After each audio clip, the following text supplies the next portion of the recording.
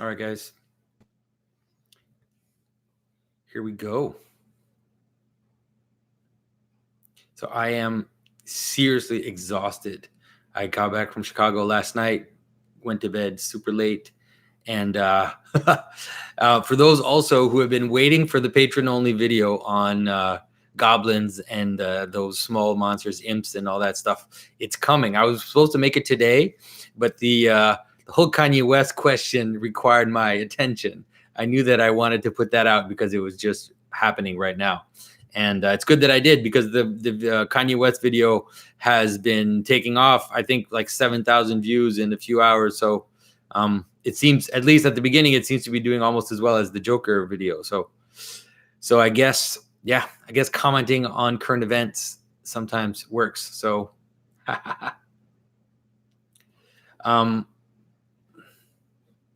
all right. So the Mad Truth says he wants to post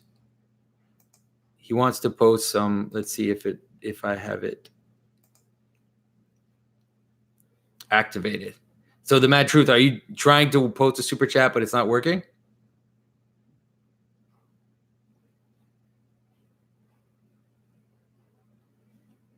All right, answer that, and we'll see. I'll start with questions from the different platforms. As people usually know, those who give at the $10 level on each of the platforms that I'm using, they get to ask questions in advance. So I go through those questions, and then when those are done, then if anybody wants to put in some super chats, I will take them. But as usual, if the moderators are, Jacob is moderator, he might add another moderator as well, because our friend Christian Chad is not there today, and the moderators are in full control if you write silly questions. All right, guys.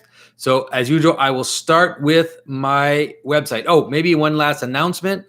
Don't forget, for those who are around, I am going to be in PA and near Scranton, Pennsylvania, at St. Ticon's in this weekend. So the conference is mostly for the seminarians, but on Sunday after liturgy, those who want to come, they can come to liturgy or arrive towards the end, and I will be giving just a brief talk about this kind of this strange moment where atheists and agnostics are interested in Christianity again, and I'll also be taking some questions. So, all right.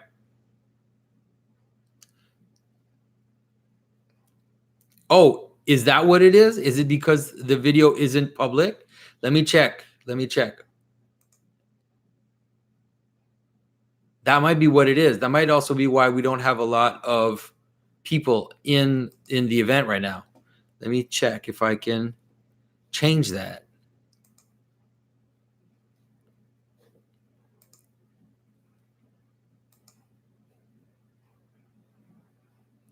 Man, sorry, guys. Robert Smith says, I'm one of 7 and I feel special. All right, let me check. I don't know how to change it, though. I don't even know if I can change. Oh, that's what it is. So it's not public. All right, so I'm putting it public now. There you go. So that should hopefully call to those who haven't yet. I was like, why is there so few people? But you are all my better friends, all of you that are there right now. All right, so we should be live now. So for anybody who is going to appear, let's see if people appear. So anyways, yeah, people are starting to pop in. So for those who are starting to pop in, my apologies. I had not put the video live. It was only it's like unlisted mode. So I think it was only the patrons who were able to see it. So I gave a few announcements. You can check them out afterwards if you want, about St. Ticon's and just about being really tired in general. So the super chat should work as usual. I'm going to start with the questions from the website, then Subscribestar, then Patreon, and for those who want to put in super chats, I will get to them after that. All right, so here we go, guys. So Keenan Cronin asks, you mentioned in the Halloween video that prayer is the best way to expel the demons within us. what is it that makes prayer so powerful? Okay, so what is it that makes prayer so powerful? So if you look at the story in the of the creation story in the Bible, and if you look at how Christians believe this notion that Christ is the incarnation of the divine logos, the idea is that meaning and creation happens through speaking. And so there's a relationship between the actual existence of the world and language. That language, which is also related to mind, the expression of mind is the manner in which the world comes together. I've talked to you guys about that in terms of phenomena in general, that we participate in the oneness of phenomena and the capacity to see the relationship between multiplicity and unity within something.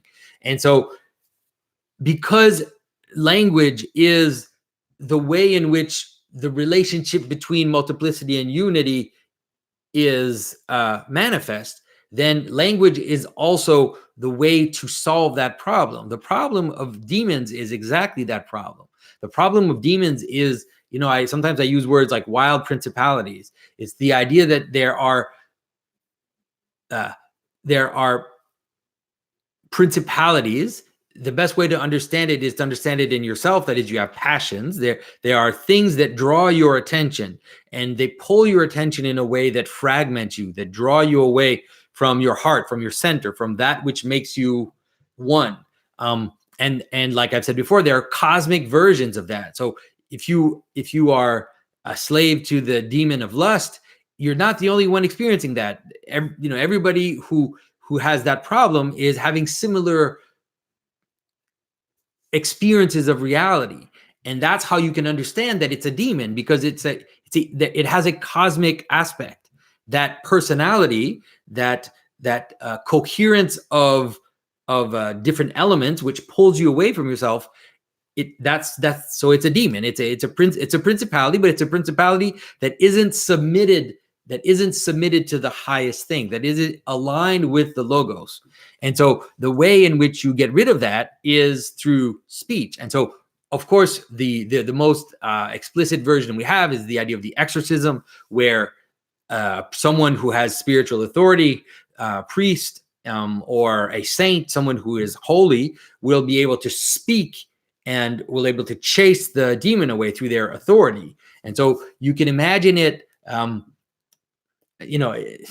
think I've given this example before. It's like if you as a father have authority and your kids are being naughty, and they're kind of losing control, and they're fighting amongst themselves, and they're being annoying, and you say, stop. And if you have authority, then the word, the speaking to them will make them stop, and they'll realign themselves. And so then that's exorcism. But ultimately, you have to understand that when you pray, when you use language to ask of God, if you use language to ask others to intercede for you, you're participating in that whole process by which the logos is ordering the world. And so that is why prayer is the way to solve a lot of your problems. I mean, of course, demons is the most extreme thing, but a lot of your problems are, can be solved by prayer, because, you have a issue, and you're, even just by framing it, even just by formulating it in a request towards God, then you are opening up that space for the logos to come and manifest himself.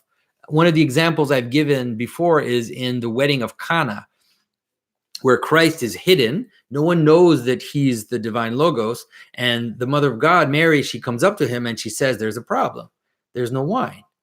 And it's like, and then Christ at first is saying, it's not my time yet, because she is opening up the space for him to reveal himself. And when he says it's not my time yet, is because he's going to reveal himself unto death. But this idea that you have to, for the logos to manifest himself in the world, there has to be a prayer. There has to be a space, a body. Call it a body. A prayer is a body. Prayer is like, here's a frame. I want meaning to manifest itself in that frame. So I hope that that makes sense. And it's, and if you pray to God, that is the ultimate example. That is the highest example where you're really submitting yourself to the highest of high. But you can pray to your boss, right? You have a problem. Someone's being annoying in the office, or maybe there aren't enough staples in the office. And so you need to solve that problem. Well, how do you solve the problem? You ask your boss, because your boss has the authority to give you staples. And so the idea that through prayer, through asking, we solve problems is just, it's something we experience all the time. We just have to be able to see it in the highest sphere and in the cosmic element of it, which is really prayer to the divine. But people, like, the idea that we should only pray to God is really silly. Nobody only prays to God. It's just, anybody who thinks they only pray to God is really deluding themselves. You pray all the time to all, you pray when you go to the store, you pray when you pray to your boss, you pray to your politicians, you pray, you ask things of those that are higher than you, that are higher up than you in the hierarchy. And that's a form of prayer. The fact that we've made it special for God is anyways, most of you know where I think that comes from. So anyways, all right, enough on that. My goodness, did I just spend 15 minutes on that one question? All right, I need to not do that again. All right, here we go. So, all right, so let me see. Did everything work out in terms of the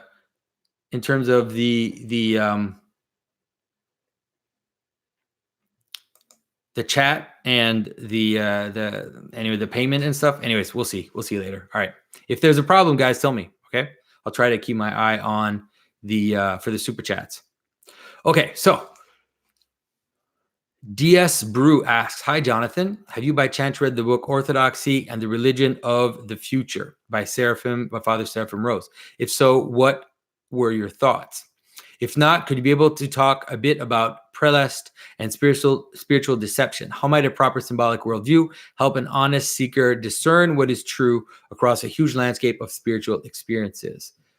P.S. We're still waiting for that symbolism of Antichrist 666 video to drop. Well, I read parts of that book. I haven't read the whole thing. I have to be honest with you. It is one of the books on my list, and I very much do want to read it. And if you want me to, I think that what I've read and what I've gathered from the content, that he does in fact deal with the problem of kind of this weird spiritual but not religious moment, the kind of new age, the strange new age.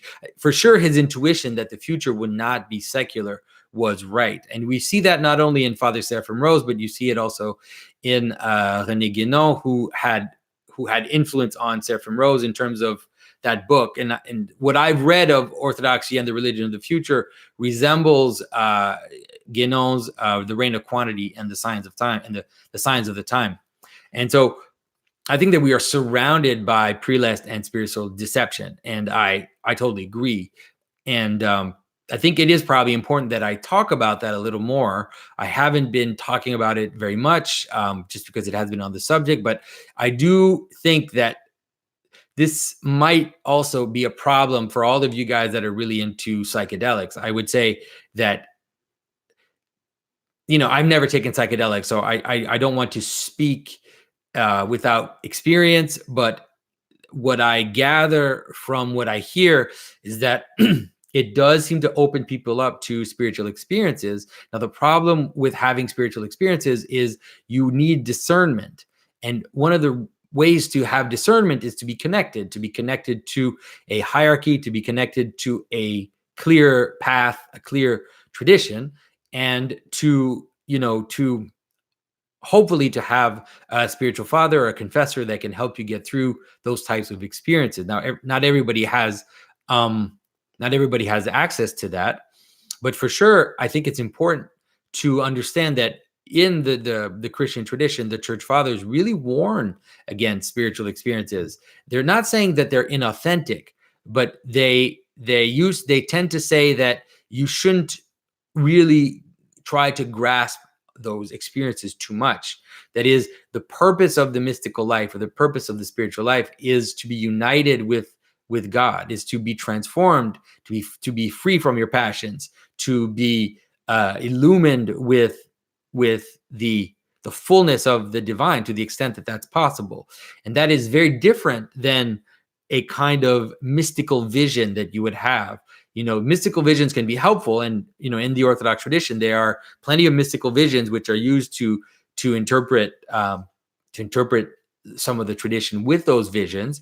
But like I said, that's not the point. The point is not to have these visions. And it's important not to simply trust those visions, especially because, if you haven't reached a certain spiritual level and you have these experiences, you don't have the capacity to know what the wheat and what the chaff is.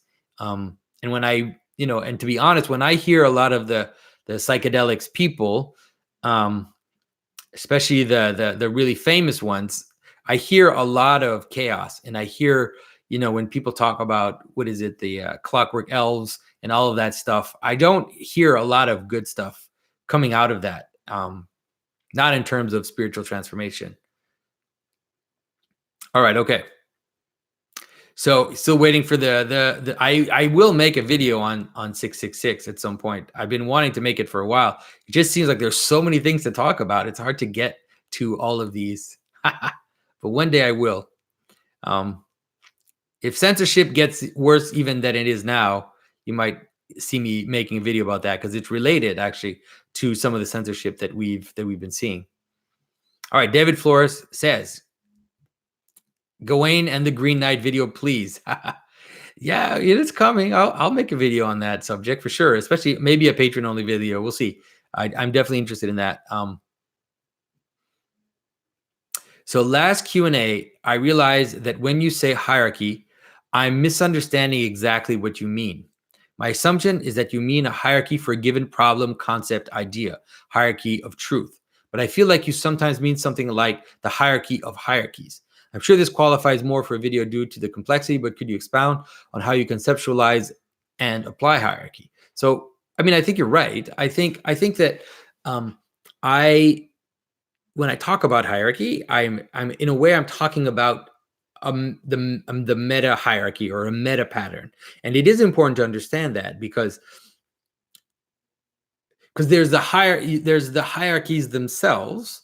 And then there's the very manner in which hierarchies are made, which is analogical across the different hierarchies. So if you have a political hierarchy, or you have the hierarchy of the person, or you have the hierarchy of the temple, they all share certain things in common. They're not exactly the same, but they all share certain things in common, which, as you can see the analogies between the different hierarchies, then you can start to understand hierarchy per se, or the divine hierarchy, which is the highest form of hierarchy. But another important thing about that is also to understand that I mentioned that word a few times. I talked about the meta pattern a few times in the recent videos, and I realized when I was saying it that I'm like, maybe these guys, I'm not telling them what I mean by that word. But when I use a word like meta pattern, what I mean is that it's the hierarchy and the manner in which the hierarchy breaks down. And so there's the pattern, and then there's the breakdown of the pattern. But my contention from the beginning has been that the breakdown of a pattern is also part of a bigger pattern in which you can see how that breakdown occurs. And so even the chaos is ultimately part of a meta pattern, you would say, because you can recognize chaos, and you can recognize, not total chaos, obviously you can't see absolute chaos, but you can recognize the effect of chaos, or the breakdown of structures. It happens in a way which is coherent, and you can see across different types of hierarchies. So I hope that answers that. All right, so I'm moving to Subscribestar.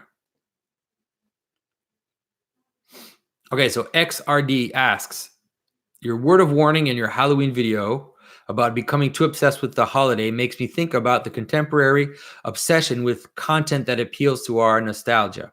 Sometimes something about it feels wrong, but I can't quite put my finger on it. Any thought? Yeah, I agree. I don't know if there's directly a relationship between Halloween, but I do think that there is a problem with nostalgia. One of the things that sometimes I say is I believe in tradition without nostalgia, because the problem with nostalgia is that you attach yourself to something in the past. There's this longing for the past, and sometimes it's just sentimental thing. You're not It's not for understanding the past, or it's not for actualizing it now, but it's a kind of sadness of a loss for something that's behind us. Now, I do believe that that type of nostalgia, it can be useful spiritually, in terms of, people talk about the nostalgia for paradise. I think that it can be useful if we live in that nostalgia for paradise. But I think that that type of nostalgia can be directed in a wrong way. And you see it in, for example, people who like old things, and it's hard for people to be able to see the difference between tradition and old things. Traditional cultures didn't care that much for old things unless those old things had a very important meaning. And so it can sometimes baffle modern people to understand that, when a church got old or was too small, they would knock it down and build a bigger one on top, and it was not for them a big problem. It wasn't like we need to absolutely preserve everything from the past just because it's old, because the living tradition is living. And so if a church is too small, knock it down, make a bigger one. If the church needs to be restored, it's like, restore it. You don't have to preserve everything. You paint new frescoes, you do all that if there's a need to. If there's no need, then you don't do it. But it's not about being, tradition is actually diametrically opposed to a kind of archaeological obsession with, this kind of weird preservation of monuments, and this kind of strange desire to preserve things just because they're old. But I mean, in the end, I would much rather they do that, because modern buildings and a lot of modern stuff is so ugly, so that I'm sometimes thankful for those preservation societies who want to preserve old buildings. You don't even know exactly what's motivating them, except for some kind of sentimentality. But I'd rather have that old building than whatever condo is going to replace it. So yeah. So sometimes thank God for that. Okay, so Nicola asks, can you explain the difference between the soul and the spirit? I was always confused about that ever since I was a kid. So at least in the Orthodox tradition, we have this idea that the word spirit, in the way that Paul uses it, I would say, has been come to be called something like the nous, or the intellect. And so the spirit would be the highest aspect of you. And that highest aspect is a kind of direct intuition of the patterns of reality, a capacity to have direct intuition with the logos and the logi that are hidden in creation. And so there are things that we do, some types of prayers with the church fathers talk about purifying the nous, that is kind of getting to the core of the spirit. So the problem that we have is that most of us don't have access to the spirit very often.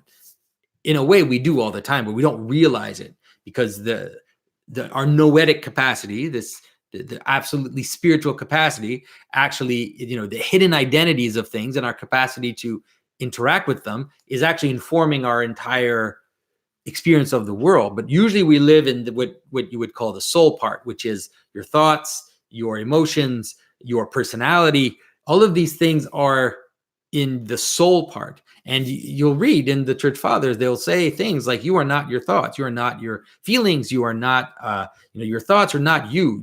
You, the highest aspect of you, is beyond the dialectic of thinking. It's beyond the dialectic of emotions. And it's this direct capacity to encounter reality, in a kind of catch it. And so we have little glimpses of that. I mean, every time you get this sense, when you have that little spark moment when everything comes together and you get this, it's kind of like a magical moment where you grasp something. It's like, aha, you get this little spark. You're kind of flirting with the nous. You're coming up to it,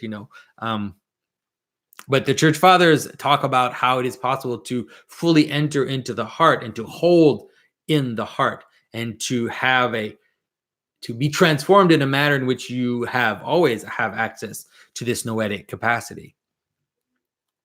All right. And so Nicola also asks, the creed of our faith states towards the end that Christ will come again in glory to judge the living and the dead, and his kingdom will have no end. Could you please elaborate on the judging the living and the dead section, particularly the dead part? If the dead are to be judged again, that would imply that there could be rearranging of one's place in the kingdom to come, whether up or down the ladder. Am I reading too much into this? And is there a better way of picturing this? Well, I mean, these things are difficult to talk about, and sometimes you get into serious trouble talking about them. And so I don't want to get into this. The way that I like to explain it and the way that I like to describe it is my own. And so take it for what it is, a theologumenon, that is a theological opinion as I ponder the mysteries of reality. The way that I understand it is you have to see the end. A good way to understand it would be to understand to a certain extent how your end coincides with the end. That is,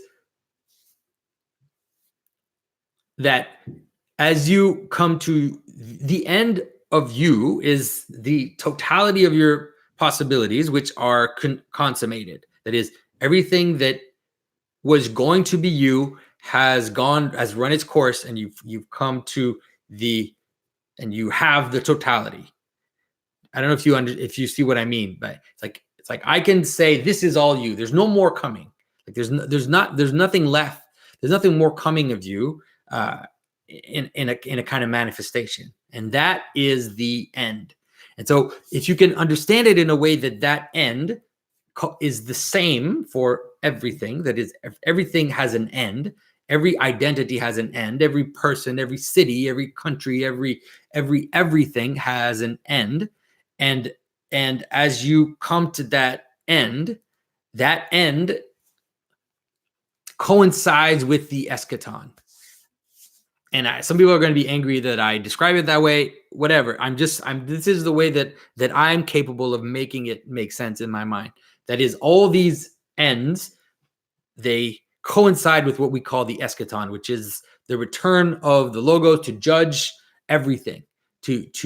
And you can understand it like this, that while something has body, that is while you have body, the Logos acts as your guide, acts as, and also has a kind of, it's a call. It's a call to come towards the Logos. And so there's a kind of grace. There's a kind of compassion. So Christ appears to you as saying, come, wanting you to come towards him to the extent that you can. But then once you're finished, once you've come to the end of something, then that identity, that Logos, becomes your judge. So you can think about it. You can think about it in any way. You can think about it as a play or a movie. It's like as you're watching the movie, let's say, during the whole movie, you leave open your judgment, right? Unless it's really horrible, then you maybe start judging before the end. But usually, what you try to do is you try to leave your judgment open because you haven't gotten the whole story. And so a good example of a movie is like a movie like The Sixth Sense, where if you stopped in the middle of the movie and you judged it, you would get it wrong. No, you have to leave yourself open and kind of engage with the movie until it ends. But once it ends, then the Logos of the story becomes a judge. Then the Logos now judges. And there's a judge, let's say the Logos of movies judges that movie because it now acts as a standard that you have or have not reached. While you're climbing the ladder, it's not yet a judge. It's only at the end that it acts as a judge because now everything is done and the standard appears as that which you haven't reached, or shows you the extent to which you've reached that standard. So I hope that makes sense. That's the way that I understand it. I hope this is helpful. If not, sorry. But there are plenty of places where you can find the kind of more traditional description, which is usually described more narratively. And I have no problem with the more narrative description of the life after death, and either the toll houses or purgatory, or this kind of playing out in the afterlife of the consequences of your life, moving all the way towards the last judgment, which is the place where everything is evaluated. All right, so I hope that helps. So Nicola asked, do you have any advice on how to talk about relics to my fiance, who's not religious at all? Her and I have had long talk about Orthodox beliefs, and she finds them a bit weird, but otherwise tries to remain as neutral as she can.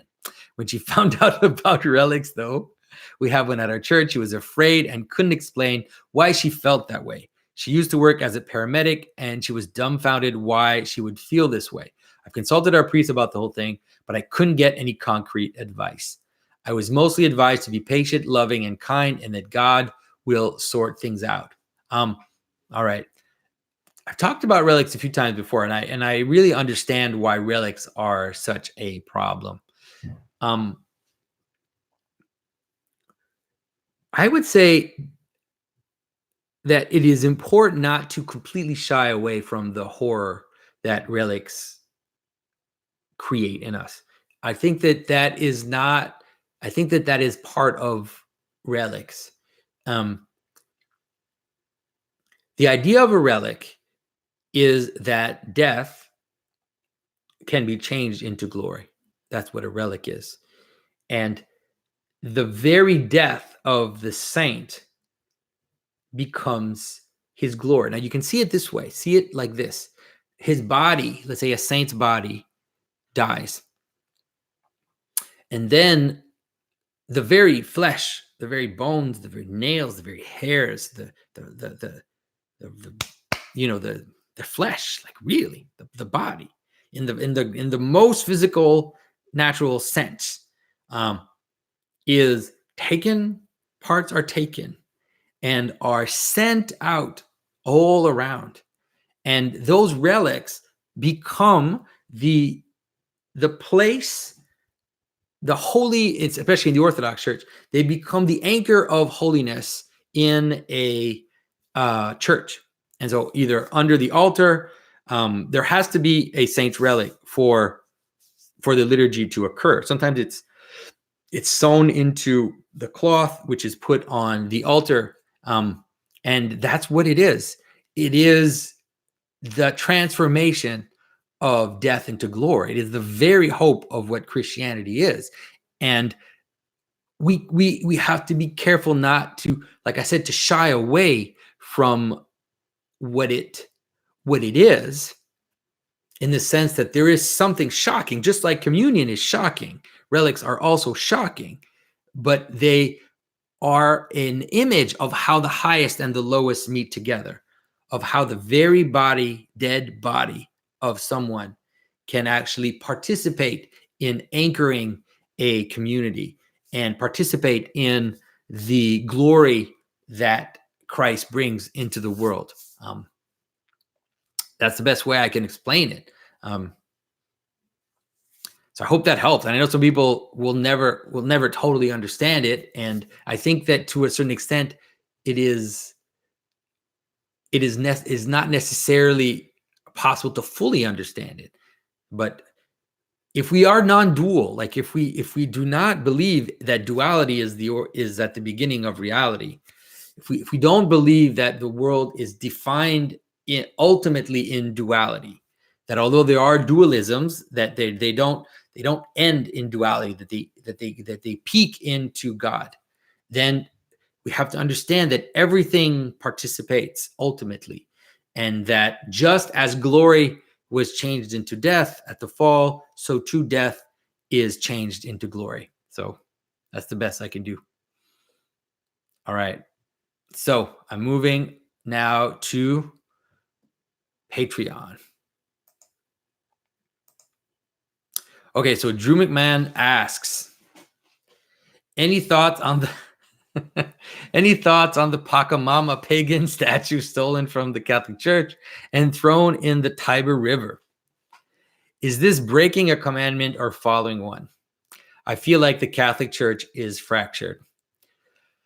My goodness, what a mess this whole Pachamama thing is. Okay. I'm not going to give you a total answer. I'm not going to give you a total answer to this, but okay. I'm going to first give the be careful answer, because I see a lot of trads going nuts, a lot of trads that are, that are simply declaring their righteousness without thinking about it or without examining themselves. We have to be aware that some of the titles that we use for the Mother of God, that we use for Mary, were titles that were used for ancient pagan goddesses, right? So we have to be careful to be aware of that. And so we have to understand that Christianity, we're not Protestants. We don't believe that Christianity simply exists in this pure fashion, that it somehow has a pure form that is scripture, I guess. I don't know, whatever, that it has a pure form, and that anything that is not from that pure form contaminates it. We don't believe that. We believe that Christianity, like baptism, has a transformative effect on whatever culture it encounters, that it takes that which it takes that culture and it plunges it into the waters of death, and it pulls out from that baptism whatever it is that can be taken forward, can be compatible. And so you can understand, for example, that a good way to see it is that if in the first century, the Son of God was Augustus, the Son of God was Caesar Augustus. He was the first one to be called the Son of God. And so medieval Christians saw the Aeneid, which talks about Augustus as the Son of God. They saw it as a prophecy for Christ, because they're saying the notion of the Son of God is not a bad one. You just have the wrong manifestation. The real Son of God has something much more, because he unites the king and the crucified one. He unites everything together. He's not just an emperor. He is the top and the bottom. He's the Alpha and the Omega, and declaring that is more than the way that Romans understood the notion of the Son of God. Now, it's the same also for Mary. What happened is that all the aspects of feminine symbolism, which were there before and which were useful and which were close to truth, were taken back, were cleansed, were pruned, were removed of their dangerous elements, and were then applied in a proper manner to the Mother of God, who is the temple, who is the ark, who is the space in which the divine manifests himself. And so that's the answer. So we need to be careful. Okay. We need to be careful. Okay. Now, there is the danger of the opposite of what I just said, which is if Christianity takes that from the culture which it encounters, baptizes it, and brings it into the faith, we have to be careful that we don't do the opposite, that we don't denature ourselves, that we don't denature the core of what Christianity is in order to then give it to these pagan gods or these pagan things. Do you see the difference between the two? And so we're not going to say that that Mary is an image of this mother goddess Pachamama or whatever. That is blasphemy. That is not Christian. That is a denaturing of Christianity. Now, would it be possible for those tribal people to understand through Pachamama, to come to understand what the role of the Mother of God is, because maybe there are some things which align with that could be possible. Now, is that what's happening now? It seems that it's not. It seems that what's happening is rather this denaturing, which that these tribal groups, and I don't know because I'm not there, and in a lot of everything that's been written has been written in terms of polemics, but it seems like what's happening is that the tribal group is using the fact that we have the Mother of God, the Virgin Mary in Christianity, to justify their worship of this mother goddess, which they just keep as their own. Now, that is the understanding that I have. And I would say that whether or not that's what's happening, I would say that that is the danger. And that is the opportunity on one side, and that is the danger on the other side. So, but what I'm seeing, it seems to be that as Pope Francis does quite a bit, and that many modern Catholics seems to do, they seem to actually want to evacuate Christianity for that which comes from the outside. And I would say that that is a form of sacrilege. All right. And so Benjamin Wood says, I probably share your view that things will get worse before they get better. What are your thoughts on approaches like Dreyer's Benedict option and forming intentional communities as a strategy for navigating the potentially destructive years ahead? I sometimes think it's wise and sometimes think it's cowardice. I think that, and I've had some discussions with Rod about this, and I hadn't read his book. I kind of came in with the basic idea that he was asking people to retreat from society. And in discussion with him, he vehemently said that that is really not what it's about. And that is not what he is suggesting, that rather he doesn't see these communities that are formed as isolating themselves from the modern world, but rather giving themselves a coherence and a strength in order to interact with the modern world in a stronger and more coherent manner. And I think in that sense, that it's good if you can do it, if it can happen. It's not available to everybody.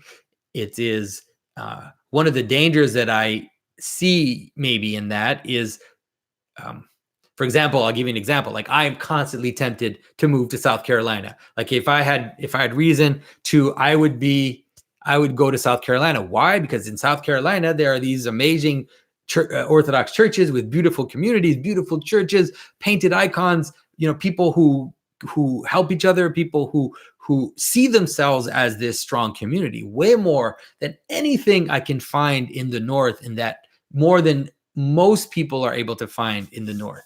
And so it's like, okay, I'm going to move to Charleston or to Greenville, where I know there are these amazing communities. But the problem, we have to be also careful that, we also don't want to leave.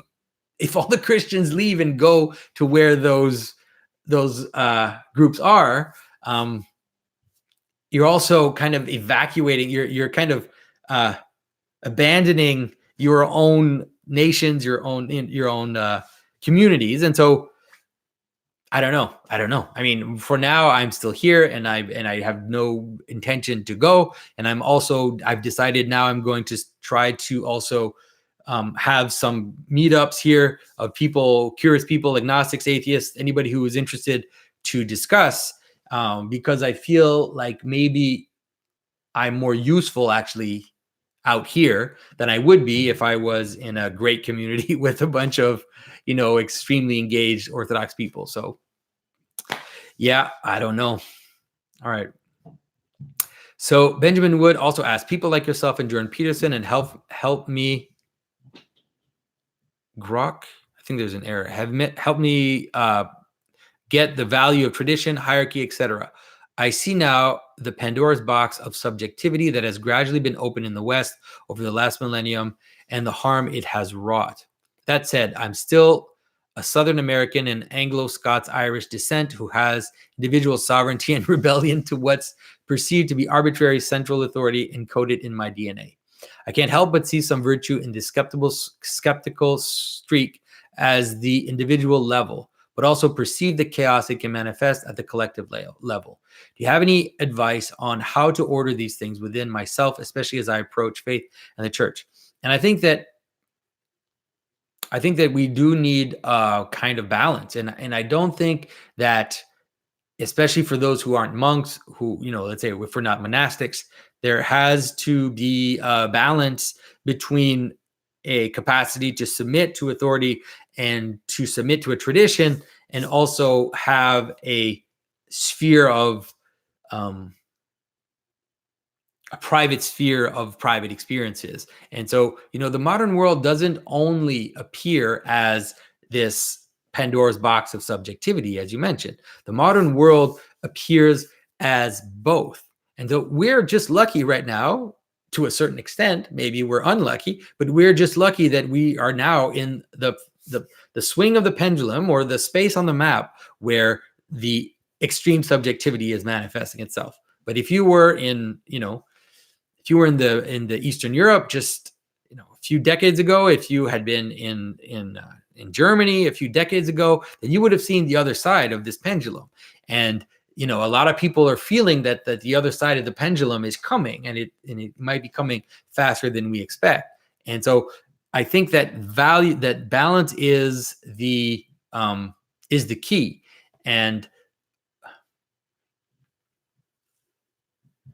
But it's hard because there is no specific rule, because it all depends on the circumstance. It all depends on the situation. And here's one place where I think that John Vervaeke's idea about optimal grip, or this idea of I forget some of the technical words he uses, but the idea that your attention, or your capacity to be ordered, will always be in relation to what is there as what's happening in front of you. So sometimes you have to be more, let's say, submitted to your authority, and then other times you might have to be more skeptical to your authority, because sometimes the authority is corrupt. We saw that in the Catholic Church, and we see it in the Orthodox Church. And and even in terms of a corrupt authority, there are some places where you still would need to submit yourself, to the extent that corrupt authority is at least speaking in line with tradition. But there are certain ways in which you should definitely not submit to those corrupt authorities. Christ talks about, when he talks about the Pharisees, he says, do what they say, but do not what they do. He says, because they sit in the seat of Moses. Because even though our authorities, if a policeman gives you a ticket for speeding, and you were speeding, and if you find out that policeman is corrupt and is taking drug money or whatever, you were still speeding, and you still have to accept that ticket from that cop, but you do have to find the balance. All right. So I hope this makes sense. So Robert Smith says, is there something symbolic in the phrase of scales falling from the eyes? Is there something symbolic in the phrase? I mean, I've heard several people use that phrase. I've heard Jordan Peterson use it. I think he takes it from Jung, who takes it from Gnostic texts. The idea that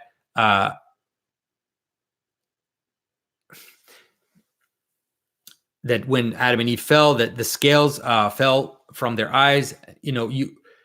Of course, let's say the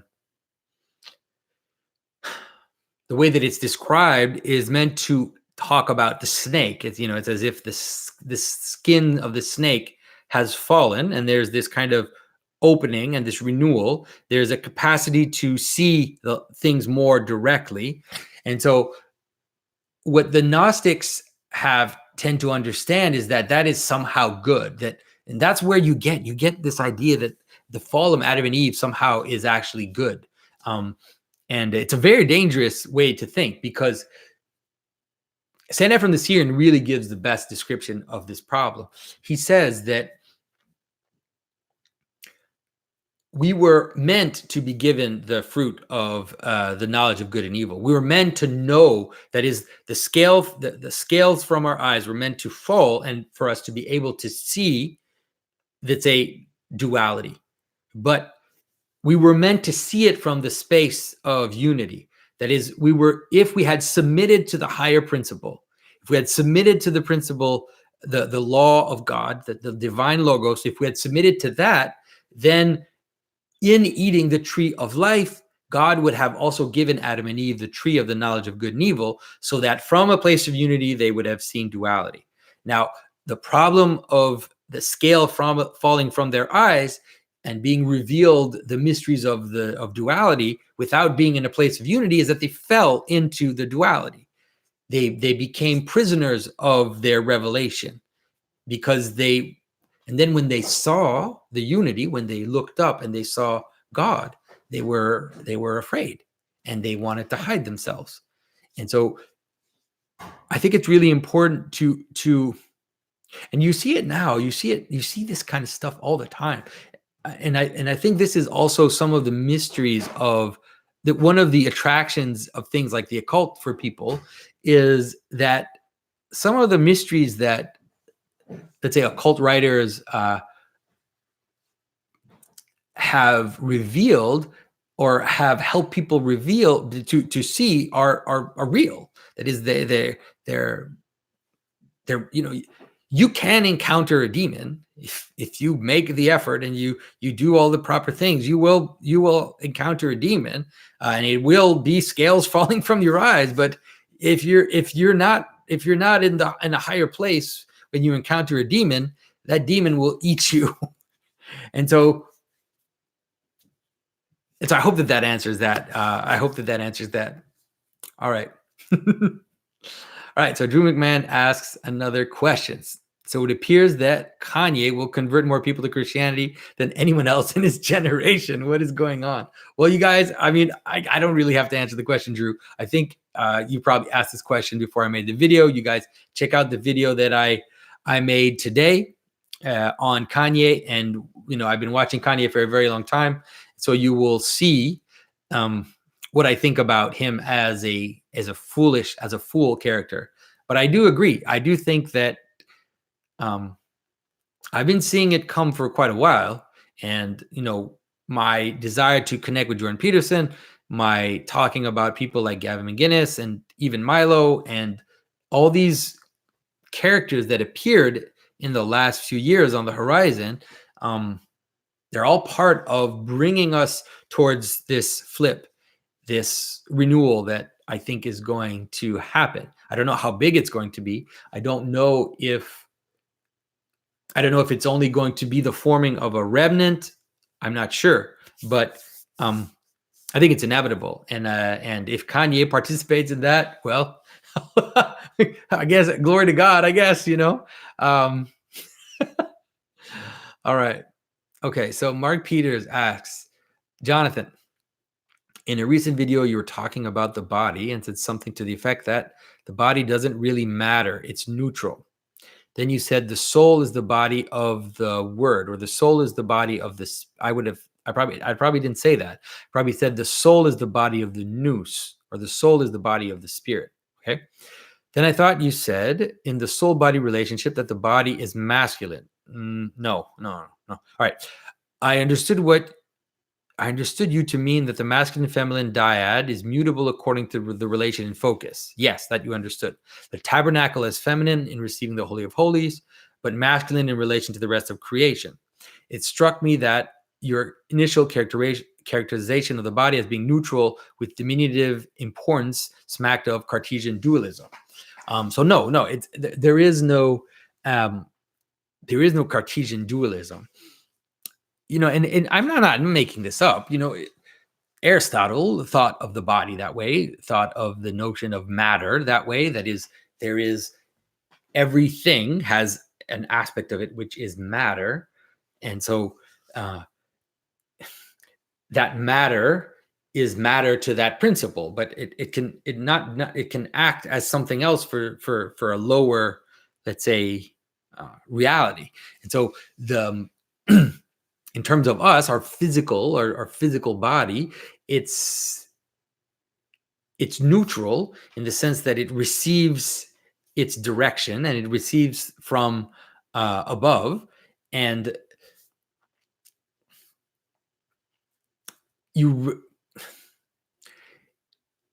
it only becomes negative if the hierarchy is not right. That is, that if your soul focuses more on your body than focusing on that which elevates it towards the spiritual or the nous, or just literally, brings it up towards God. If your eyes are always turned towards the body, then that's when the body becomes a problem, because it's pulling your attention in the wrong directions. And there's nothing wrong with having some attention to your body, but things have to be aligned in the right direction. If they're misaligned and your soul focuses on your body, then that's when food becomes a problem. That's when sex becomes a problem. That's when all these things, which are not bad in themselves, there's nothing wrong with any of these things, that's when they become a problem. So I hope that helps. Okay. So Tyson and Jessica Gabe asks, what does a proper interpersonal relationship with principalities, bodiless powers, and saints look like from your perspective? With regard, I'm sorry, I'm laughing, guys, because these questions, man, they're great. You guys have the best questions, but some of them are tough. All right. With regards to this, could you expound on tamata and votive offerings in Orthodoxy? What is tamata? I don't know what that is. It's a votive. I don't think I've never used the word tamata. Okay. What is the relation between that and principalities? Okay, so how can I explain this? So it's actually very similar to prayer. If I can help you understand prayer, maybe that can help you understand this notion of a votive. So for those who don't know, these tama that she talks about, these votive offerings, what they are is usually they are something like little images, like little body parts, let's say, of someone who is sick. If their arm hurts, they'll have a little image of an arm. If they have certain problems, there'll be little images of the things that they have a problem with, which they will offer to they'll offer to a saint. They'll put it next to an icon. They'll bring it to a church. Sometimes you see churches where these little votives are put on different places. They're nailed there, or they're stuck there, or whatever. And so like, can I expound to this? So this is some of the hard stuff, because this is the type of stuff that for modern people looks like superstition, and I can understand why people would view it that way. But maybe I can explain it to you in the way that I talked about before, when I talked about prayer, and when I talked about the idea of understanding prayer as the opening up of a space for the logos to manifest himself in, right? It's like, here's a problem, God, here's a problem, do something about it, And so it's creating a body for God to manifest himself in. Now, this idea of a votive is related to that. It's like, so your arm hurts, right? And so you can't put your arm, like you can't cut your arm off and say, God, fix my arm. You can't offer up that body in a physical manner. You can do it in prayer, you can do it in word, but ultimately what you would want to do is you would want to take whatever problem you have and like put it out there and say, God, or Saint X, like, can you pray for me about this? Can you help me with this? This is where I need help. And so because we can't do that, there's a secondary manner in which people will do that, which is to have a little image of an arm and to a little image of eyes, or a little image of you, or a little image of a baby, that, a mother who doesn't want to lose her pregnancy. And it's like, you put that out there and you're like, this is the thing that I want you to help me with. And so it's like you're offering up body, you're offering up space, you're offering up the frame in which you want the light to shine in which you want the divine logos to manifest himself. And so that's what it is. Now, does it have a relationship with principalities? I mean, to a certain extent, or saints, in the sense that, just like, this is a good idea. Like, this is a good way to understand it. It's like, if you went to the doctor and you had a problem with your arm, then you would say, here's my arm, doctor, fix my arm, right? And so if you have a bodiless principality, if you want to ask the intercession of a saint, if you want to ask for a saint to pray for you regarding this problem that you have, then, like I said, you can't do that. So it's like, here's this image of an arm that I'm putting on the icon of this saint in order to open up the space for the saint to pray for me, so that ultimately it's God who will act through the prayers of this saint on my arm. That's what it is. And it's like, and you guys are really pushing this, because I feel like, if those who've been following me for a while, it's like I've been trying to explain these things gradually, one step at a time, so that those of you that are more naturalist, or that are more skeptical, or more kind of agnostic, will understand where I'm going. So I feel like in this answer, I'm kind of jumping a few steps for you guys, and that a lot of you might go, oh my goodness, like, this guy's crazy.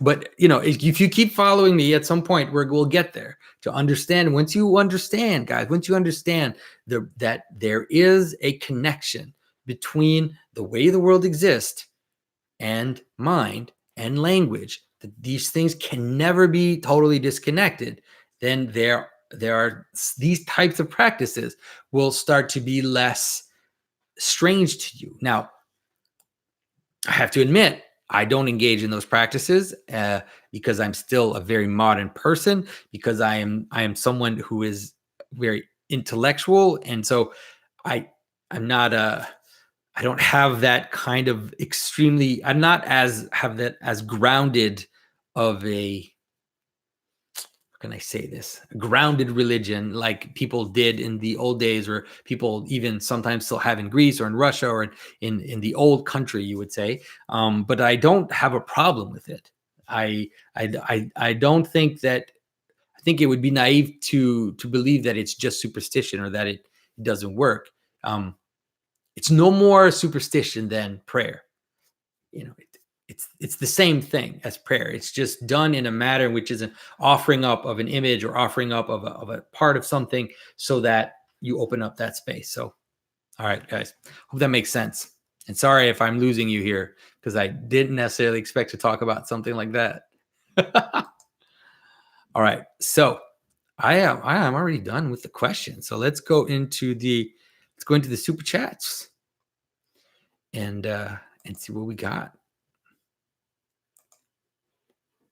So I saw that Christian Chad showed up. Christian, all right, happy to see you. I saw a bunch of you guys from the. I saw Brad Heisman is there, and I saw some of you guys from the Facebook group. I'm really excited to see how the Facebook group has been growing. So if you guys aren't on the Facebook group and you want to have discussions about this stuff, that's definitely the place to be right now. I think I saw Lisa is there too. So, all right, here we go. So now I'm all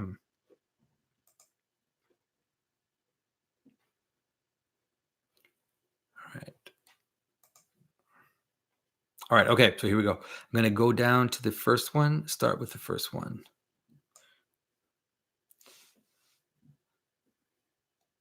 Okay. So we've got a few that have been deleted. I told you guys, we watch out for the moderators, If you think that your super chat shouldn't be deleted, what I would suggest is that sign up for me on one of my platforms for just 1 month.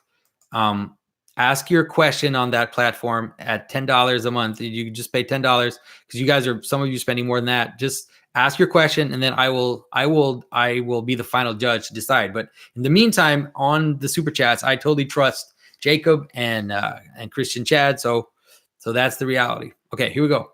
So Point Curation asks thoughts on Westworld and the problem with future game NPCs being capable of suffering. I don't think we're there, but someday we will be. Oh man, seriously, Point Curation. I got better things to think about than future game NPCs suffering. There are quite a few people suffering in the world right now. How can I answer this? How can I answer this so that I'm giving you something? Because I feel like I need to give you something here. I would say that the whole AI question is definitely extremely important, and it's something that we need to think about, and it's something that is necessarily going to create monsters in the sense that I've talked about monsters. Very close to the sense also of the notion of principalities which join with lower bodies that are too low for them. And, the idea of the fall of the angels. I think that when we look at AI, we're approaching that type of problem. It might happen through us. And the very fact that we're asking these types of questions, and that, Zizek is asking whether or not sex robots have rights, whether or not, and that, Tim Cook is talking about the God from the machine. It's going to end up saying more about how fallen we are. But we might still manifest a demon just by that type of interaction, just by the fact that we look at that. So yeah, anyways, a video will come on that, guys. So sorry if I'm being esoteric here. There's nothing esoteric in what I'm saying. All right, so Stan, the one and only, for $5 says, JP, I'm bummed that I missed your recent Chicago appearance. Hope you had a great trip. Keep up the good work. Thank you, Stan. Alyosha, $30 and no message. Thank you, Alyosha. That is very kind of you. Devere, 2777, says, I'm a former Gnostic turned Orthodox Christian, but a theologumenon I've kept from my apocryphal days is a belief that the Holy Spirit is female. Would you say that this is an acceptable belief for an Orthodox Christian to have? I would say no. I would say it isn't. I would say that your desire to find the feminine in God is understandable. I understand it. I don't think it's the Holy Spirit.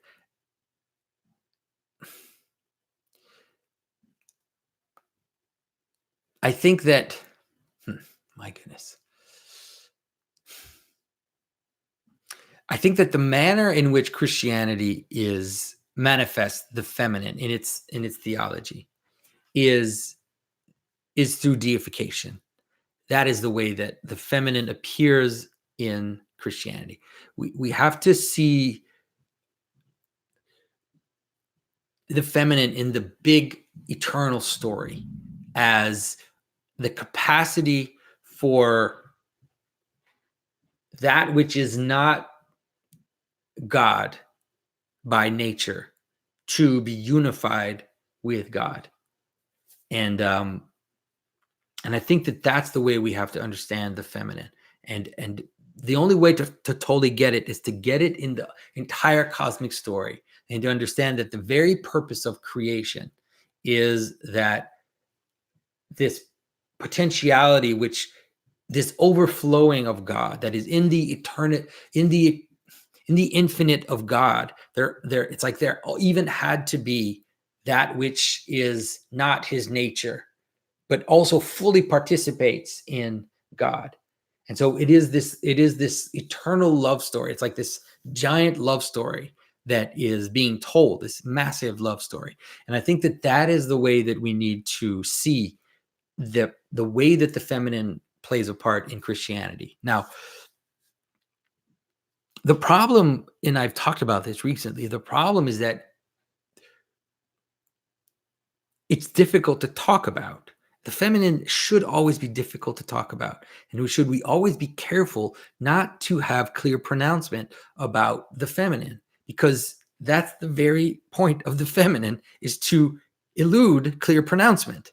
And so we have to be very careful. And so if you notice my talks, I point, I allude, I give analogies, I do all that, but I'm very careful not to try to point to, let's say, the divine feminine, because every time you do that, you end up in trouble. And yeah, that's about as much as I'm going to say on that subject. So Christian Chad for $10. Good to see you, Christian. Hi, Jonathan. I'm looking into the fasting and diet of Orthodoxy. I'm curious why it's basically vegan. Even outside Easter for most of the year. Is this because meat is symbolically unclean? Thoughts? It's not mostly vegan. The fasting. Yeah, the fasting of Orthodoxy is vegan. The life of Orthodoxy is not vegan.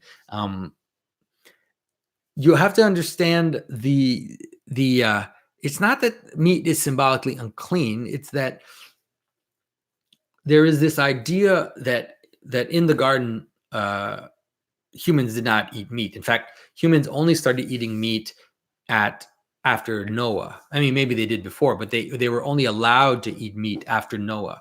So meat, the coming of eating of flesh, is seen as part of the fall. So it's like this falling into flesh. So eating flesh is also the falling into flesh.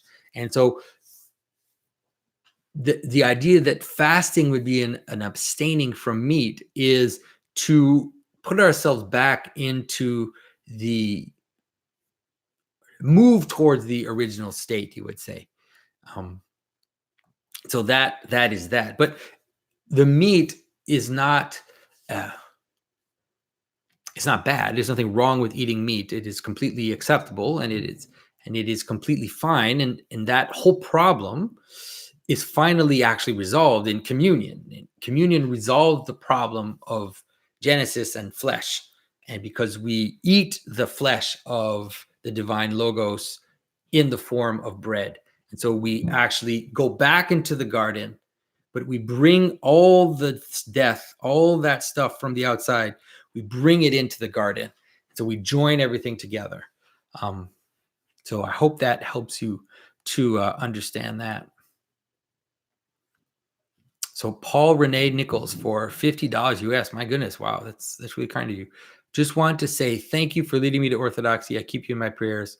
Keep up the good work. Well, thank you, Paul, because I definitely need your prayers. That's for sure. And I appreciate them very much. All right, Drew McMahon asks for $4.99. So you can focus too much on your body. Can you focus too much on your soul? For sure, you can focus too much on your soul. Not only can you focus too much on your soul, but the first sin is a sin of the soul. It's not a sin of the body. The sins of the body come after.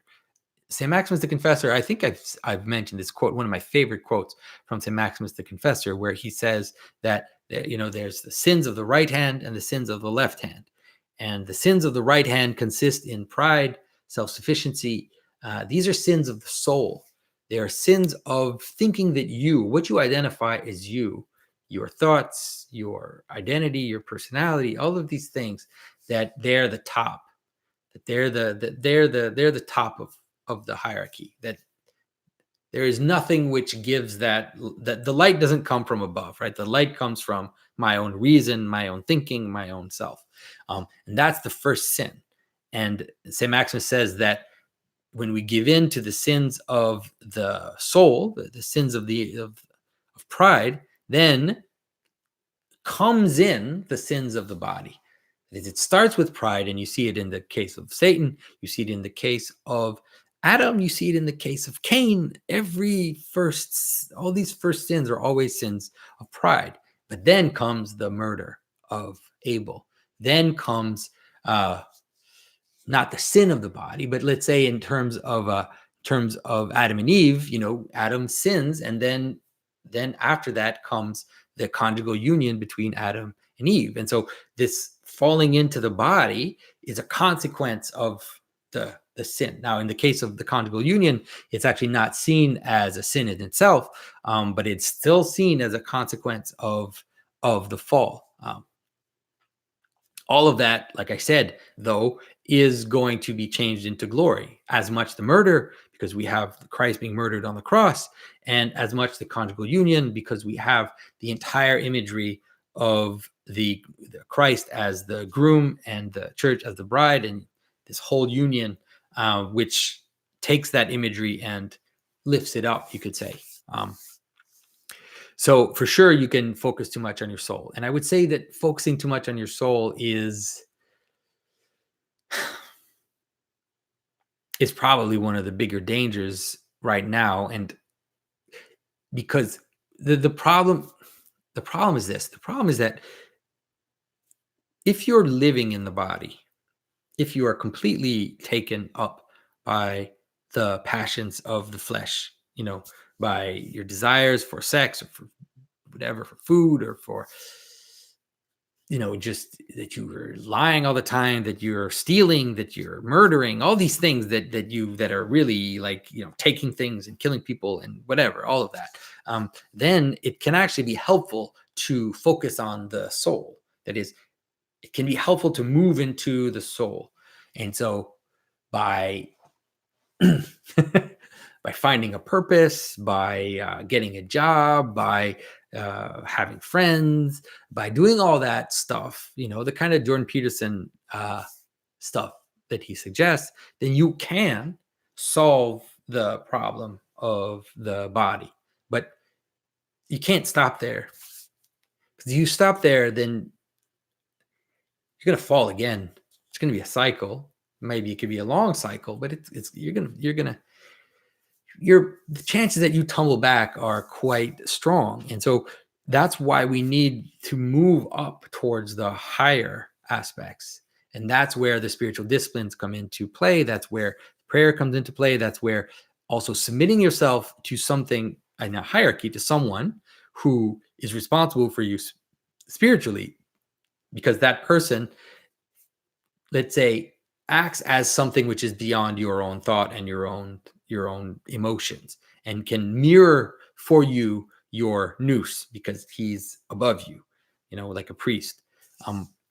All that is helpful to kind of help you move up so that you don't run into the problems of the soul. But the problems of the soul, man, those are you can do everything through pride. Anything that you do, you can do through pride. And so that's the last sin in a certain extent. It's the sin that takes you down, and it's the last sin to go, because you can love other people, you can be nice, you can help the poor, you can do everything that you do, you can do through a sense of self-sufficiency. It's around every corner. But as soon as you give in to that self-sufficiency, here comes the snakes again. You can't avoid that as well. So I hope that answers that.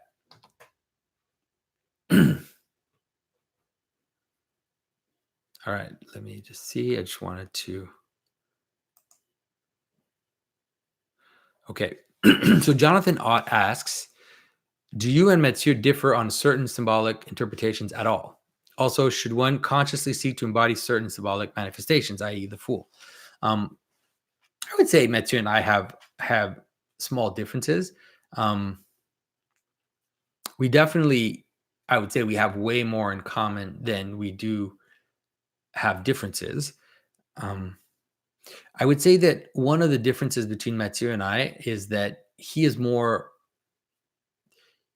smarter than I am, and he has a capacity for abstract thinking that I don't have, and so he sees, I think, the patterns more purely than I do.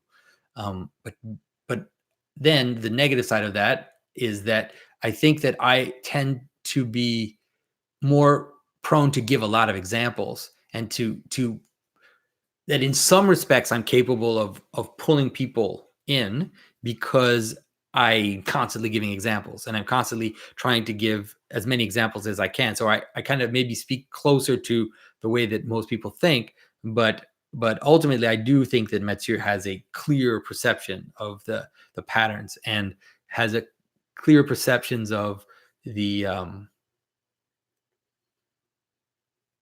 the subtleties of these patterns. So, and by the way, guys, if any of you have not read Matthew's book yet, like, what are you waiting for? You need to read it before his other books come out. um, so it's called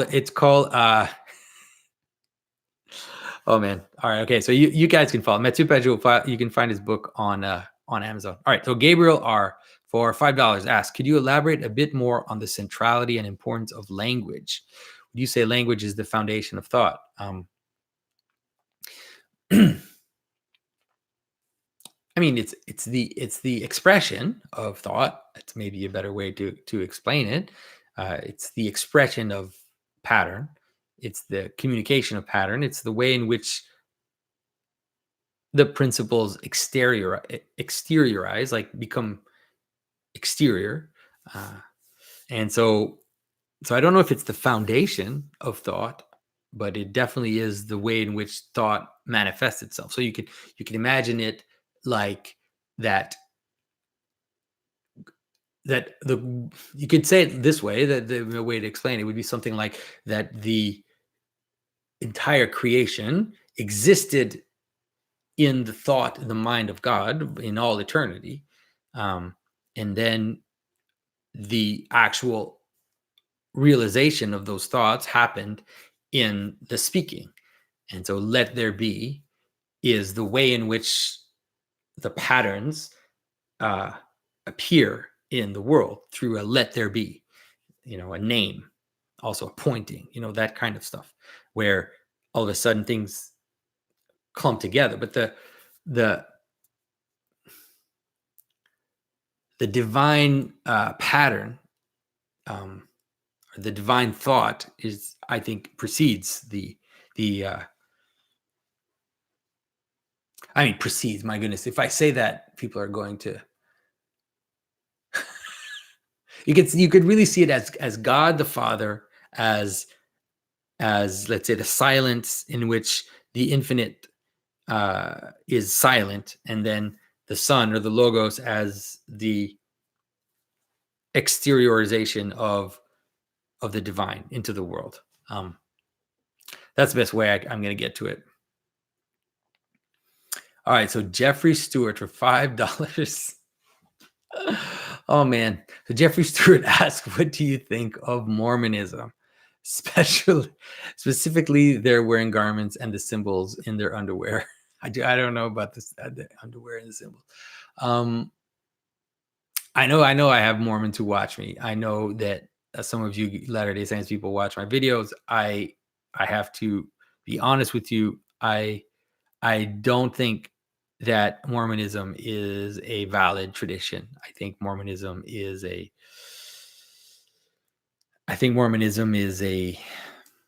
strange twisting of the Christian tradition. And so because of it, there are some things in Mormonism which are not false. There are some things which shine brightly. There are some things which actually capture some truths about Christianity.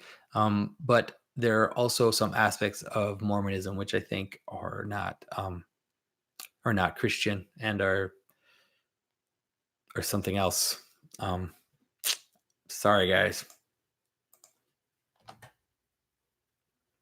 All right, so let's see. I keep refreshing these super chats. So TJ Gecko for $10. As someone with 18 years of Catholic education, I'm somewhat upset that you're the first person to ever explain things in this way. Even they had something like a materialist view, dude. Look, I know, and I have sympathy for you. I understand, because I think so many of us have had that experience. But I think it's important to understand that like, I'm not making it up. I think that we have neglected some of the church fathers. People have neglected the more profound church fathers, St. Gregory of Nyssa, St. Maximus the Confessor, St. Ephraim the Syrian, the deeper aspects, even in peoples like Athanasius or St. Irénée de Lyon, or I think that it's all there, but I think that so many of us have forgotten it. And the difficulty that we have when there's a change of worldview is that we often don't perceive it.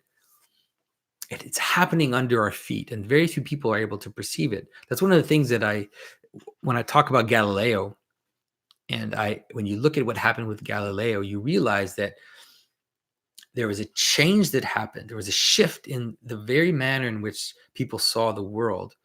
And by the time they were arguing with Galileo, it was too late. The ancient world was gone, and no one knew what they had lost something.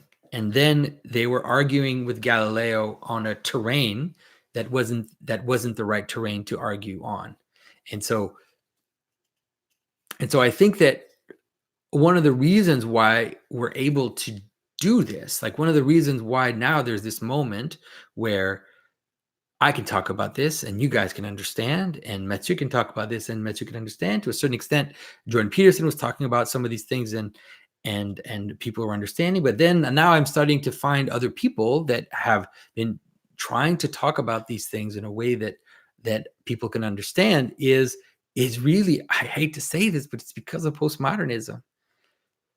Postmodernism, what it did is that it shattered the modern hold on our perceptions. It kind of shattered that vision, and it broke it in a thousand pieces.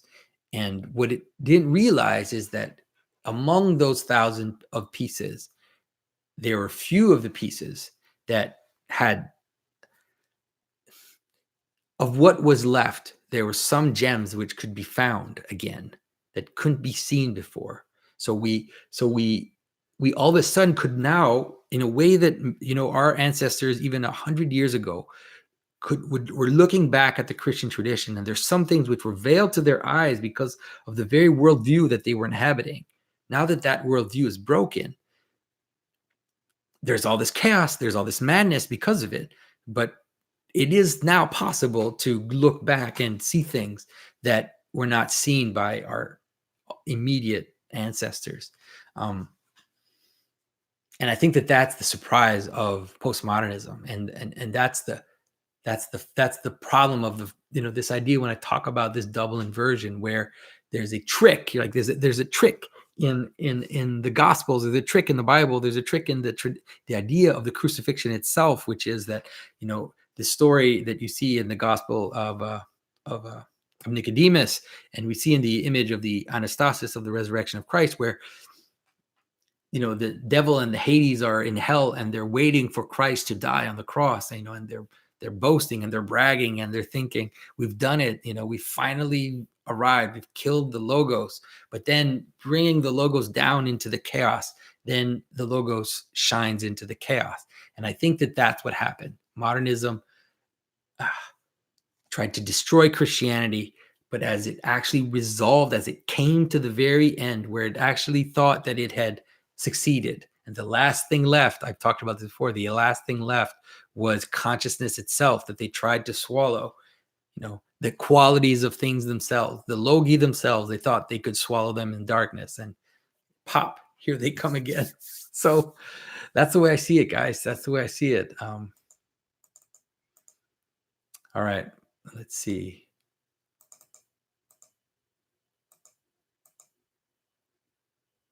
All right, I need to refresh this again. Sorry, guys, I'm really not good with these super chat stuff.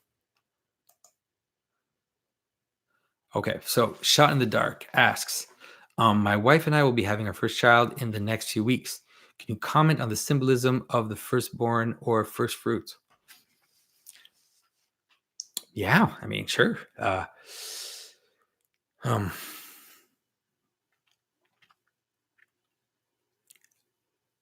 maybe I could comment about it in a way that you might not expect. I like to do that. As you notice, that one of the interesting things about Christianity is that it is a restoration of the firstborn. This is something that I've been thinking about for a long time. I'll probably do a video on it as well. But if you look in the Bible, there's this idea of the firstborn, right? This idea of the firstborn. But if you look at how the story actually plays out, it's the firstborn is it's always the second. It's the second. It's Abel. It's it's Jacob, or it's not even the second. It's Joseph. It's not the first. First has been lost in the fall. It's as if the fall is the losing of the firstborn. And so when you see that Christ is the firstborn of all creation, you have to understand that it actually is clashing with the biblical story, because in the biblical story, it's always never the firstborn.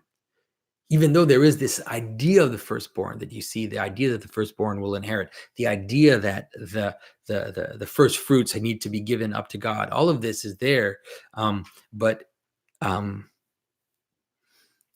Christ restores that, and once you understand that Christ restores the firstborn, you'll understand a lot of things. You can understand why it is Rome which converted to Christianity, because Rome is Esau. Rome is Cain. Rome is the killing of the brother and the founding of the city, just like Cain. And so in the very story of Christianity, it seems like it was inevitable that it would be Rome, or something akin to Rome, which would convert in this restoration of the firstborn. So here's a little mystery for you guys. All right. Okay, so Christian Chad asks,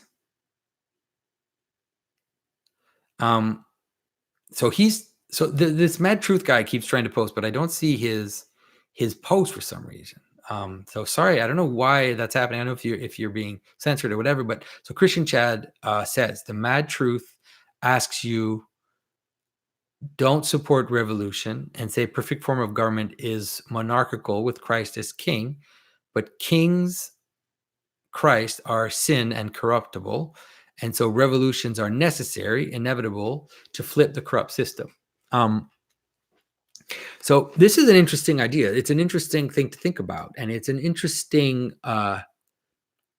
problem. And I agree that kings are corruptible, and that kings can be subject to sin, and that hierarchies are corruptible. Now,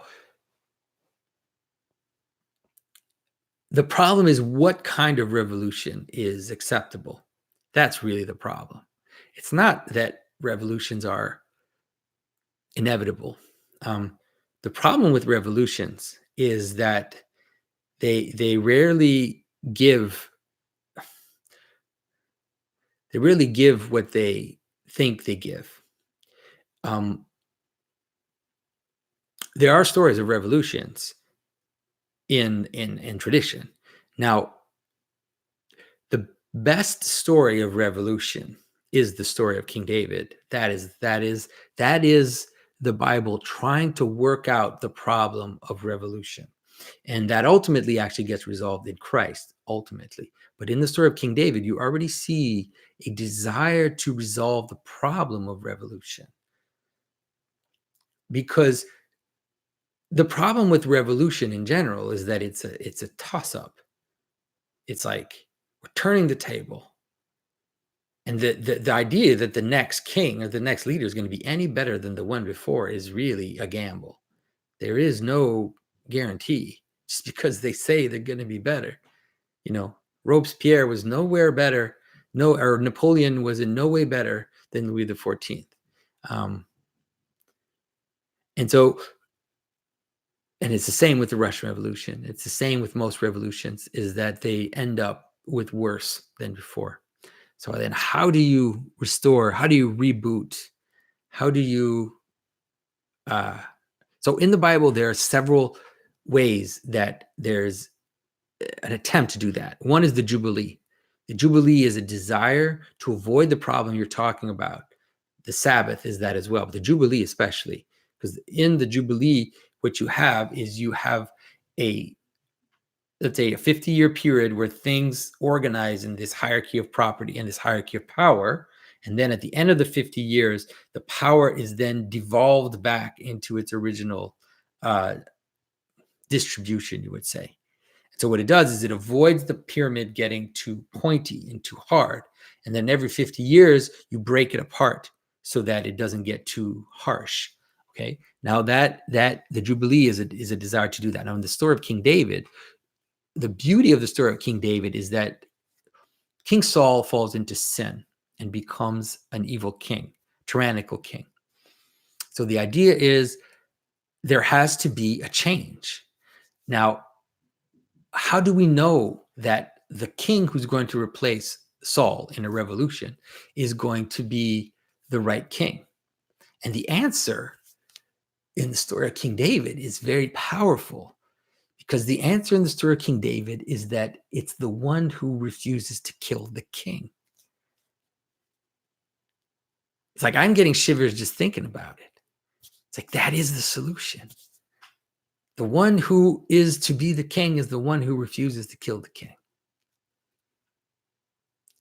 And that's the way to know which king is the one to replace the corrupt one. And that's what happens in the story of King David.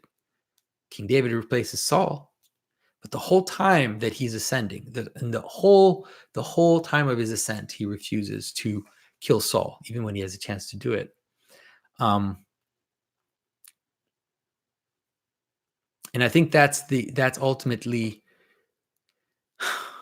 ends up being the answer that Christianity offers, which is, if you look at the best stories of in the hierarchy of the church, there are horrible stories, but the ones that we hold to be the ideal ones, the ones that we hold to be the highest, are the ones where the bishop, let's say, or the abbot of a monastery is the one that's chosen, is the one who refuses to become the bishop, the one who physically flees away when they try to put him in office, and they have to go get him in his cave and bring him back and say, no, you're the bishop. And then they're like, no, I don't want to be the bishop. Like, no, you're the bishop. Those always end up being the best bishops.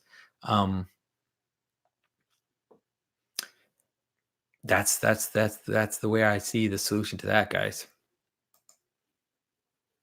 All right. So Christian Chad also says the mad truth continues. Is democracy not preferred with revolution built in every 4 years?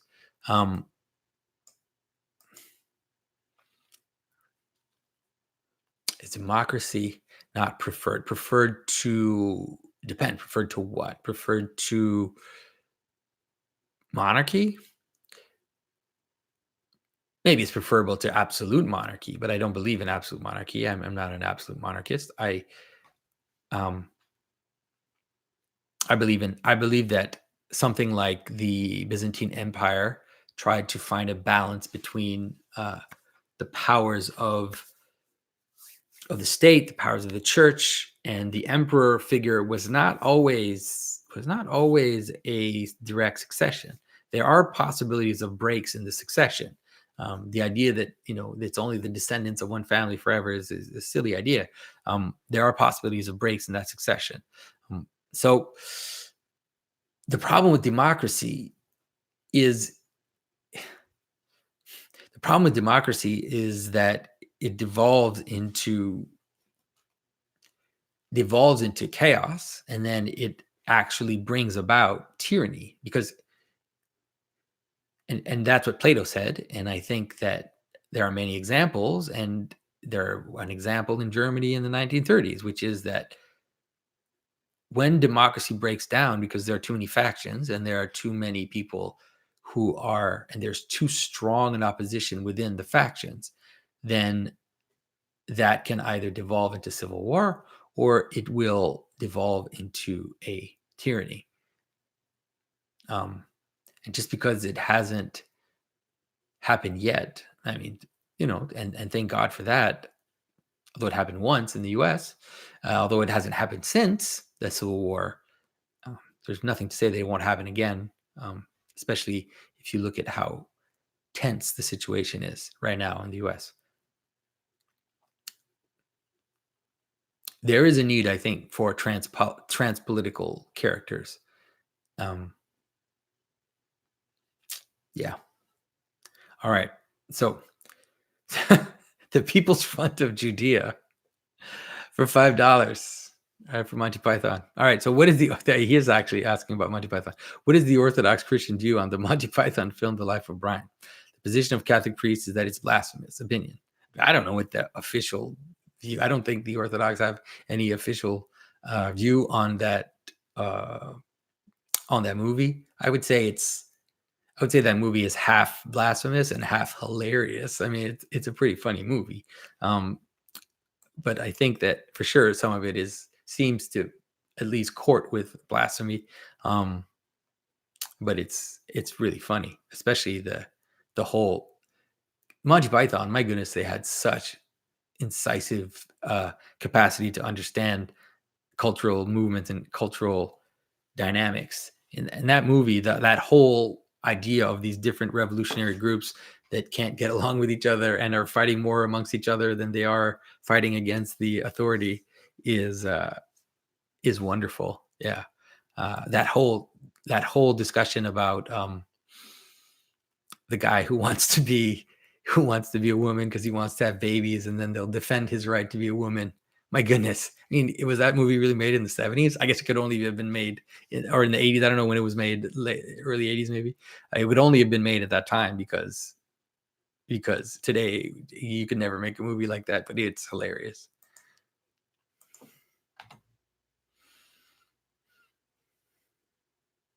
All right, so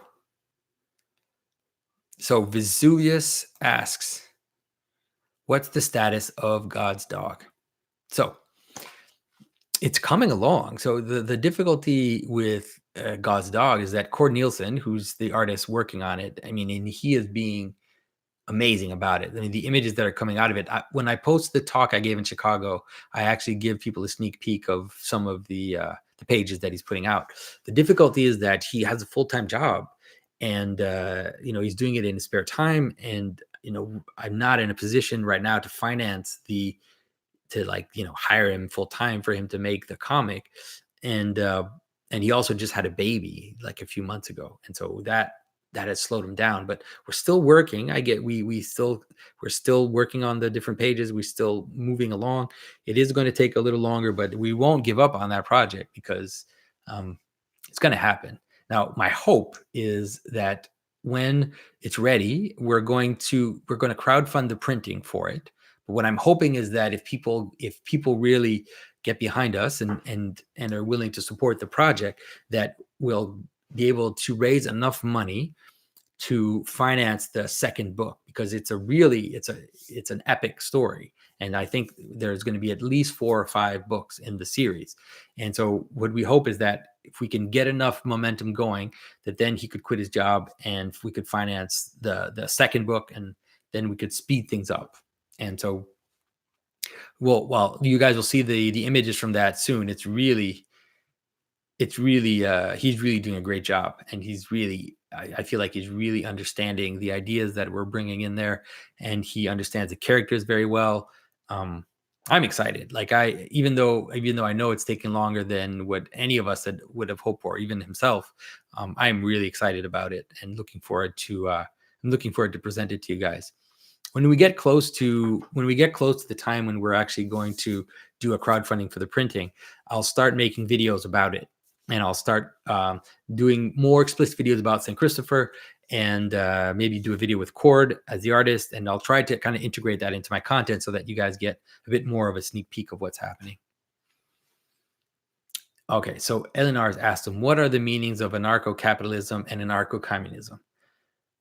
I don't know, besides that they're deluded. I don't know what to say. They're completely deluded anarcho-capitalists, and Anarcho-communist, my goodness, with that is just the most insane delusion. People who come up with those ideas really honestly can only have lived in Western countries. I mean, yeah, I've seen anarchy. I've seen it with my eyes, and it doesn't at all look like what they think anarchy looks like. If there are no hierarchies, then it's just a bunch of people fighting amongst themselves, and it can devolve to different levels, but it will always devolve, and people will fight. And if people think that it's just a cultural thing in the sense that, oh, other cultures would do it that way, but us in the West, we wouldn't do it that way if we had such a system. You know, not that long ago, our cultures were also fighting amongst themselves, and tribes were fighting each other. And so, yeah, I don't believe in that stuff.